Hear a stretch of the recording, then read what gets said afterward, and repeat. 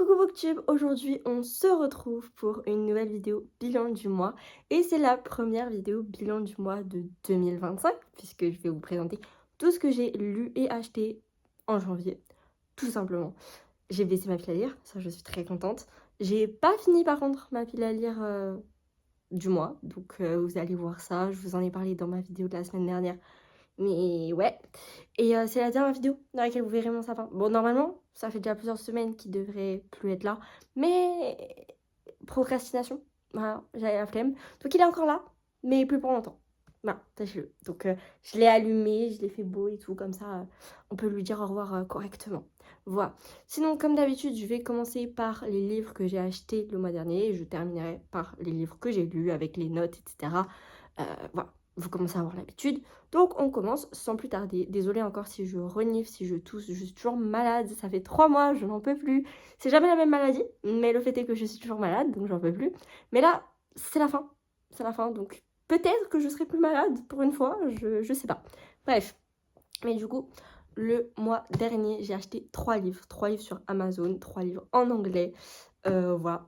Du coup, j'ai acheté The Dead Romantics de Ashley Poston. C'est la même autrice qui a écrit The Seven Years Sleep, notamment, et que j'ai lu et que j'avais beaucoup aimé. Donc, voilà. Et j'ai acheté les tomes 1 et 2 de la saga Gold Rush Range de Elsie Silver. Elsie Silver qui est l'autrice de la saga Chestnut Spring, dont le tome 1, c'est, j'ai envie de dire Powerless, mais pas du tout. C'est Flawless, je crois. La couverture est rose. Je suis pas sûre que ce soit Flawless le tome 1. Si? Non? Bon bref, je pense que vous voyez. Mais ouais, voilà. Écoutez, c'est sa toute première saga. Je voulais commencer par celle-ci et pas par la plus connue. Donc voilà, j'ai très très hâte. En plus, ils sont trop beaux. Vraiment, j'aime trop l'esthétique des livres en anglais. Je sais pas, ils ont un truc, j'aime trop. The Dead Romantics, c'est une romance paranormale comme The Seven Years Sleep. The Seven Years Sleep, il y a tout le truc de time traveling, ce qui voyage un peu dans le temps. Enfin, dans le sens où, dans The Seven Years Sleep, Clementine se voit léguer l'appartement de sa tante qui est décédée. Et en fait, quand elle rentre dans cet appartement, elle rencontre Iwan. Et en fait, à force de parler, elle comprend que Iwan vit 7 ans dans le 7 ans dans le passé. Enfin, et elle a 7 ans dans le futur. Voilà, donc ça, c'est surnaturel, clairement, ça n'existe pas dans la vraie vie. En tout cas, je suis pas au courant. Et là, c'est en gros Florence, qui est ghostwriter. Donc, pour ceux qui savent pas, les ghostwriters, c'est des auteurs qui écrivent dans l'anonymat. En gros, par exemple, il y a des gros auteurs. Vous croyez que c'est eux qui écrivent, mais en fait, pas du tout. C'est des ghostwriters qui écrivent. Voilà. Ouais. Sauf que le ghostwriter, tu ne verras jamais son prénom. Anyway. Du coup, voilà. Et en gros, je crois que son éditeur va décéder. Et en fait, elle va voir son fantôme. Et potentiellement, il y a une romance entre elle et son éditeur, son nouvel éditeur, qui du coup est un fantôme. Parce que du coup, ils vont essayer de comprendre comment il est mort. Et sauf que voilà quoi, c'est un fantôme. Il est mort. Du coup, c'est clairement paranormal. Là, pour le coup, j'ai trop envie de savoir comment leur relation va fonctionner, si elle fonctionne, parce que c'est compliqué quoi. Donc, je pense que je vais pas mal pleurer. Mais ouais, en tout cas, elle donne très très envie. Et ça, c'est des romances cow-boys. J'ai trop envie. J'ai trop envie de comprendre la hype autour des cow-boys et tout. Parce que je trouve pas ça particulièrement sexy, particulièrement attirant. Mais je comprends le délire. Je vois le potentiel. Après, à voir comment c'est exploité dans les livres, mais j'ai pas lu les résumés du 2 parce que j'ai pas envie de me spoiler quoi que ce soit. Mais en tout cas, le tome 1, le résumé, il donne pas non plus spécialement envie. Mais écoutez, je fais confiance à la hype sur cette autrice et on verra ce que ça donne. Mais en vrai, j'ai très très hâte de les découvrir. Bon, ce sera pas pour le mois prochain. Si vous avez vu ma pile à lire, vous le savez. Mais voilà. Maintenant, on passe aux 5 livres sur 6 que j'ai lus en janvier. Donc, je n'ai pas lu Rose Rebelle, voilà. Je vous le dis direct, puisque voilà. Mais j'ai pu finir The Charm Offensive. Bon, alors, techniquement, j'ai triché. Parce que je l'ai fini le 1er février. Mais je m'en fiche. Je le mets dans mes lectures de janvier. Je m'en fiche. Voilà, sachez-le. Donc, j'ai lu Un Happy New Year, 2. Dahlia Blake, Delinda Dane, Lily Blabla, Magali Ngumbert et Morgane Moncomble, que j'ai noté 4 étoiles. C'était franchement très mimi. Il y a des plumes d'autrices que j'ai préférées à d'autres. Il y a des histoires dont les tropes, je les ai préférées à d'autres. Mais de toute façon, concrètement, mon histoire préférée, c'est clairement celle d'Hazel, écrite par Morgane Moncomble. Franchement, sans grande surprise, j'avais découvert il y a quelques années, quand elle est sortie en grand format, il y a un an, que l'histoire que Morgane Moncomble écrivait, c'était une romance FF, donc entre deux meufs. Je le savais. J'ai déjà lu du Morgane Moncomble, j'adore. C'est une romance FF. Évidemment que je kiffe en fait. Évidemment. Donc oui. Donc Hugo Roman, si jamais vous voulez publier des romances FF, ou genre c'est le livre entier, s'il vous plaît. Moi j'attends que ça en fait. Vraiment j'attends que ça. Donc 4 étoiles. Voilà. 4 étoiles. Et ça m'a mis en tête de découvrir certaines autrices. Mais surtout, ça m'a mis en tête de lire tous les livres de Delinda Dane. Parce que j'avais lu un livre d'elle. Il était phénoménal. Faut que je dise tous ses livres, en fait. Il n'y en a pas tant, je crois, en plus. Donc, faut que je fasse ça. Bref, ensuite, j'ai lu le tome 2 de la saga The Elements de Brittany Cherry. J'ai mis 2 post-it. 3 post-it. Je sais même plus ce que c'est. À chaque fois, en fait, j'adore parce que j'oublie mes post-it et je les relis, je suis en mode, ah oui, c'est vrai. Tu vois, ça, c'était une manière de penser, mais j'adore. Ah oui, ça, c'était fou aussi. Ah oui, si, je me souviens. Bref, mais du coup, oui, je viens de relire les post-it, je m'en souviens. Mais donc, c'est le tome 2 de la saga The Elements de Brittany Cherry. Je sais plus si je l'ai précisé. Comme tous ses prédécesseurs, il a la note de 5 étoiles. Oui, par contre, ce n'est pas un coup de cœur. Malheureusement. Je pense d'ailleurs que c'est l'un des livres de Brittany que j'ai le moins aimé. Bon, j'ai quand même mis 5 étoiles. Hein. Franchement, j'ai hésité. J'ai hésité à mettre 4 étoiles. Je me suis dit, non, vas-y, c'est Brittany. Mais j'ai hésité. Même encore maintenant, j'hésite. Mais j'ai quand même mis 5 étoiles parce que, voilà, les 9 premiers livres que j'ai lus d'elle, c'était des 5 étoiles. Il y en a, c'était des coups de cœur même. Voilà, je voulais pas mettre en dessous. Surtout que, voilà, il y avait juste 2-3 trucs qui m'ont dérangé. Honnêtement, je me souviens même plus de ce qui m'a dérangé. Peut-être le... Oui, si, le mec, il me semble. Si, parce que c'est une seconde chance romance. Le mec, quand il était petit, mais adorable. Green flag à 100%, je l'aime d'amour. La meuf, dans tout le livre, incroyable. Pépitas. Franchement, rien à redire. Mais le mec, dans la deuxième partie du livre, du coup, dans le présent, il a des actions, je suis là en mode Coco, non, tu vois, non. Et pour moi, il devrait s'excuser, il le fait pas. Et du coup, je suis en mode, il se rattrape, tu vois. Enfin, il se rattrape. Il fait d'autres actions qui sont bien, mais du coup, je suis en mode, ouais, mais les premières actions, t'as fait de la merde, enfin. Donc, ouais, le mec, il m'a pas 100% convaincu. Mais bon, j'ai quand même beaucoup kiffé, c'est du Brittany Cherry. Et surtout que là, on a eu de très très bonnes nouvelles. Bon, pas dans ce livre, mais dans les stories de Brittany. Parce que du coup, elle a fait une petite FAQ il y a pas longtemps. Je vais repleurer. C'est pas grave. C'est Brittany, c'est ok. Mais je suis vraiment en train de pleurer. Allez. Du coup, déjà, on a appris que cette année, en 2025, elle va sortir 3 livres. 3. Vous avez bien entendu. Donc moi, déjà, je suis trop contente parce que voilà. Après, je sais que personnellement, mais je lis tous ces livres en poche chez Hugo Roman. Donc, il faut le temps que ce soit traduit. Et qu'en plus de ça, ça sorte en poche. Donc, c'est pas pour tout de suite. Mais je suis très contente. Mais la meilleure nouvelle. En gros, si vous savez pas, Brittany Cherry a écrit une saga qui s'appelle la saga Chance, qui comprend les tomes, la duologie London et Shay et Eleanor and Grey. Enfin, la duologie de London et Shay 1 et 2 du coup. Et Eleanor and Grey, c'est un stand-alone mais qui se lit... Enfin, en fait, il y a un certain ordre de lecture. Enfin, en fait, les 3 livres, ils sont combinés. Bref. Et il y a quelqu'un qui demande, est-ce qu'on va avoir plus de livres dans cette saga, parce que j'adore cette saga et que voilà quoi, ce serait trop bien. Elle a dit oui. J'ai appris ça, j'étais en larmes. Genre, dites-vous que mon deuxième livre préféré de Brittany Cherry de tous les temps, enfin de tous ses livres quoi, c'est Eleanor and Grey. Le premier c'est Compass 2. J'ai pas d'explication à pourquoi, mais ouais. Et le deuxième, c'est Eleanor and Gray. Voilà. En sachant que les London Essay, ils sont vraiment pas loin derrière. Mais vraiment pas loin. Donc, surtout le 1. En soi, même le 2.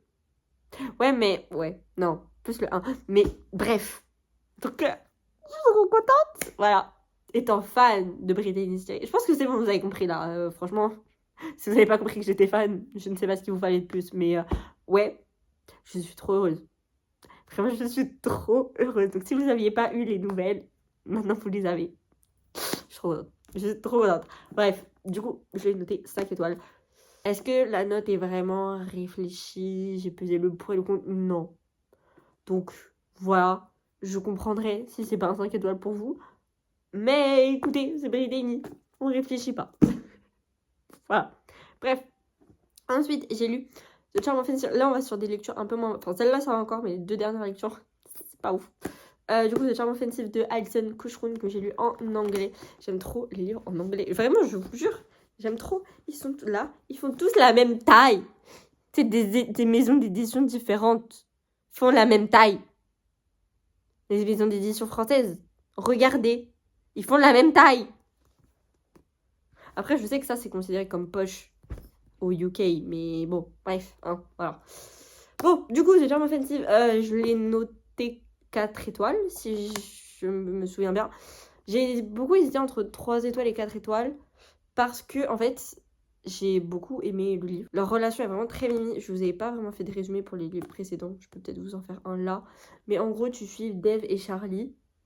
Charlie, il va participer à une émission de télé-réalité qui a pour but de trouver l'amour. Sauf que lui, clairement, il fait ça juste pour redorer son image parce qu'il s'est fait virer de sa propre société. Oui. Parce qu'il fait des crises d'angoisse et que du coup, les gens, ils l'ont pris pour un fou. Oui. Ouais. Non, mais oui. Bref. Et du coup, Dave, il fait partie du coup de l'équipe de tournage de la télé-réalité. Et en gros, il a comme but de coacher Charlie pour qu'il puisse trouver l'élu de son cœur parmi toutes les prétendantes. Voilà. Et du coup, de fil en aiguille, les deux, ils vont se rapprocher, quoi. Et bref, et c'était vraiment très mimi. Par contre, en fait, j'ai beaucoup aimé beaucoup de conversations. Vraiment, il y a des conversations très deep.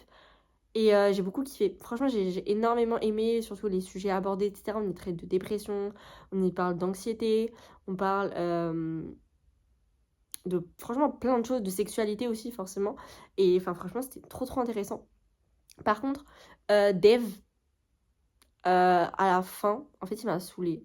Parce que, en mode, la résolution du... En fait, il y avait un truc, je pensais que ce serait la crise des 80%. Mais pas du tout. Franchement, pas du tout. Il le résout tranquille et tout. Pas de souci. Et après, Dave, il pète un câble. Et il pète un câble. Non, mais il fait sa crise des 80%. En fait, j'ai l'impression que ils sortent une excuse pour ça. Et je sais pas comment dire. En fait, ils sortent l'excuse trop tard. En mode, il fait un move. Et au moment où il fait le move, t'as pas d'explication. Juste, il fait ça. Et t'es là en mode, non. Tu fais pas ça. Et en fait, des jours après, il est en mode, non, mais c'était pour ça que j'ai fait ça. Ben oui, mais non. Tu le dis direct, en fait. Parce que si t'avais dit, si vous aviez une conversation par rapport à ça, en mode, oui, là, je me sens pas prêt, ou machin, bref. Toute une conversation, et après, tu fais ton move de bâtard. Ok, là, je comprends, parce qu'il y a une discussion préalable. Mais là, tu fais ça sans prévenir. Tu fais ça, ça sort de nulle part. Nous, on est censé deviner tout seul pourquoi t'as fait ça. Bah non, en fait. Bah non. Donc ça, j'ai pas kiffé. Ça, j'ai vraiment pas kiffé. J'aurais préféré qu'il y ait une conversation avant. Surtout qu'en fait, il communique tout le long. Vraiment, il communique tout le long. Vraiment, communication, respect, bienveillance. Sauf à la crise des 80%. Charlie, il veut communiquer. Hein. Charlie, il est en mode, mais pas. Et Dave, il est en mode, non. Voilà. Voilà, donc moi la communication, je peux pas, ça m'énerve, ça m'agace. Donc vraiment ce truc là, j'étais en mode mais je comprends pas. Parce que ça aurait pu être fait de manière très mignonne. Genre franchement, si vous avez lu London Essay 1, la fin, ça aurait pu faire ça. Ça aurait pu faire ça. Et j'étais en mode mais oui, en fait, ça aurait été parfait. Mais non, il communique pas. Ça m'a énervé, ça m'a tendu. Du coup pour cette raison, ce n'est pas un 5 étoiles déjà. Et aussi parce que j'ai pris beaucoup trop de temps à le lire. Mais ça, c'est plus mon problème parce que je n'avais pas le temps. Mais après, le livre fait quand même des chapitres de 60 pages. Parce qu'en fait, la télé-réalité, bah, c'est une télé-réalité. Et c'est découpé par semaine. Parce que bah, chaque semaine, il y a un épisode. Et du coup, enfin, bon, nous, on est sur le tournage, mais en gros, voilà. Et du coup, mais en fait, ils l'ont fait sous forme d'épisodes. Qui sont en mode, ouais, le chapitre 1, c'est la semaine 1, le chapitre 2, c'est la semaine 2. Sauf que ben, le truc, il y a 8 semaines. Donc il y a 8 chapitres.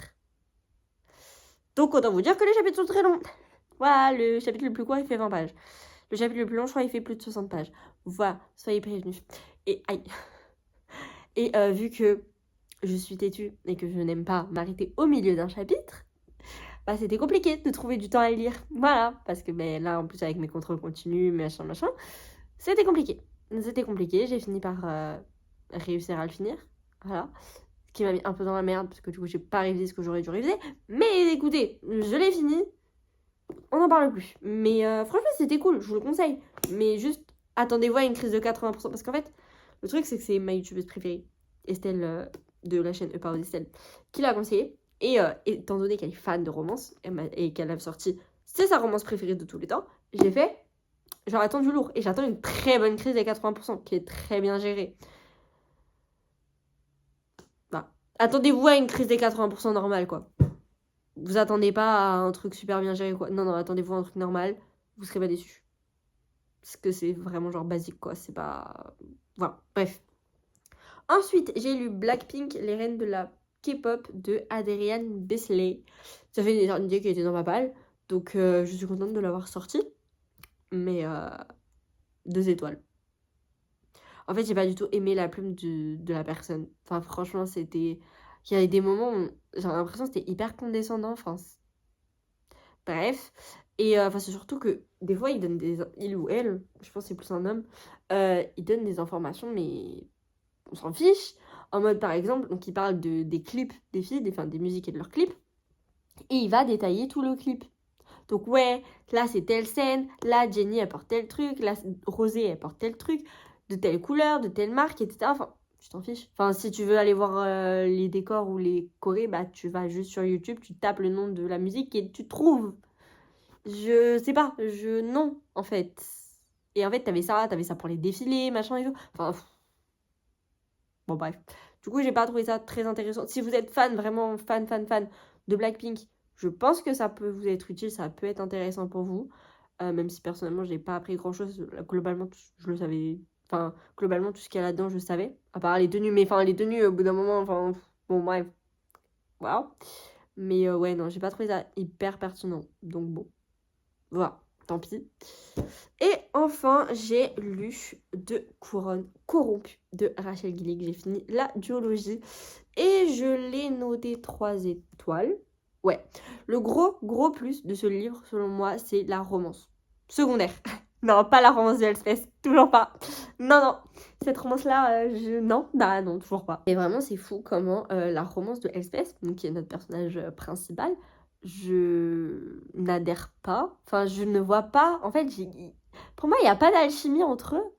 Je vois pas. Non. Ça m'avait fait ça dans le tome 1, ça me refait ça dans le tome 2. Vraiment, non. Mais par contre, vraiment, le couple secondaire, incroyable. Ah, j'ai été investie, mais il fallait voir à quel point. C'était le seul truc qui m'a investi dans ce livre. Vraiment. Et ça m'a pas un peu investi. Pour le coup, j'étais vraiment très investie. La tension entre eux, l'alchimie et tout. J'étais voilà. Mais c'est tout. Genre vraiment toute la quête pour rechercher le dodo, je m'en foutais. Clairement, je m'en foutais. Tous les trucs, par rapport à Ravine, par rapport à l'espèce, tous les problèmes qu'ils rencontraient, je m'en foutais. Mais alors, réellement. Mais la romance, le côté. Vraiment, je vous dis, c'est le gros point fort de ce livre. Mais je pense, en fait, vraiment que ces livres, ils sont juste pas pour moi. En fait, je reconnais pourquoi ça plaît. Mais en fait, c'est les raisons pour lesquelles ça ne me plaît pas. C'est qu'en fait, c'est des livres d'ambiance qui t'immergent. C'est très immersif. Et il n'y a pas tant d'action que ça. Sauf que moi, ce que je recherche dans une fantasy, ou même une romantaisie, c'est beaucoup d'action. Qui est vraiment un plot. Et que, on fasse plein d'actions, plein de combats, plein de trucs pour arriver à cette quête, en fait. Ce qui n'est pas le cas. Eux, ce qu'ils font, c'est qu'ils voyagent. Et vous allez me dire, c'est de l'action. Non, non, pas de l'action comme moi je l'entends. Et du coup, bah voilà, ils voyagent, mais ils décrivent les paysages, etc. Enfin, vraiment, c'est très, très immersif. Et bah, donc ça veut dire qu'il y a beaucoup de descriptions. Ce qui ne fait pas avancer l'histoire. Je n'ai pas les descriptions. Parce que ça ne fait pas avancer l'histoire. Enfin voilà. Donc en fait, les raisons pour lesquelles ce livre plaît sont les raisons pour lesquelles il ne m'a pas plu. Donc si vous pensez que tout ça, ça peut vous plaire, bah franchement, je vous conseille cette saga. Mais si vous pensez que comme moi, ça va pas vous plaire, dans ces cas-là, je vous la conseille pas. Ça va vraiment dépendre de ce que vous préférez dans un livre et ce que vous recherchez dans un livre. Voilà. Personnellement, je m'attendais pas à ce qu'il n'y ait pas d'action. Enfin, il y en a, mais pas autant que ce que j'aurais aimé. Mais je pense que si j'avais été prévenue à l'avance, peut-être que j'aurais un peu plus aimé ma lecture de cette saga. Mais le fait est que voilà. Bref. Donc voilà, de toute façon, c'est une saga qui quittera mes bibliothèques incessamment sous peu. Il se pourrait qu'il y ait une vidéo tri qui soit prévue. Il se pourrait. Il se pourrait. Voilà. Bon, il faut que la tourne, etc. Hein, mais il se pourrait. Bref, donc restez connectés si c'est quelque chose qui peut vous intéresser. Mais bref, mais oui, en tout cas, c'est une saga qui va quitter mes bibliothèques, malheureusement. Mais bon, c'est pas grave, elle sera, j'espère, remplacée par une saga qui aura une place spéciale dans mon cœur. Voilà. Donc c'est pas très grave, enfin, j'espère bien la remplacer, quoi. Voilà. Mais ouais, c'était tout pour ce livre. Je pense que j'ai pas besoin de faire un résumé. De toute façon, globalement, j'ai l'impression que j'ai pas vraiment fait de résumé, mais j'aime pas faire des résumés parce que je sais pas faire de résumé. Donc bon, bref, voilà. Sur ce, ben, c'était tout pour cette vidéo. Mais comme vous avez pu le voir, j'ai lu donc 5 livres. J'en ai acheté 3. Donc j'ai baissé ma pile à lire de 2 livres. Et ça, j'en suis très fière. Voilà. Bref, sur ce, moi je vais vous faire des bisous et je vous dis à samedi prochain, 18h. Bye!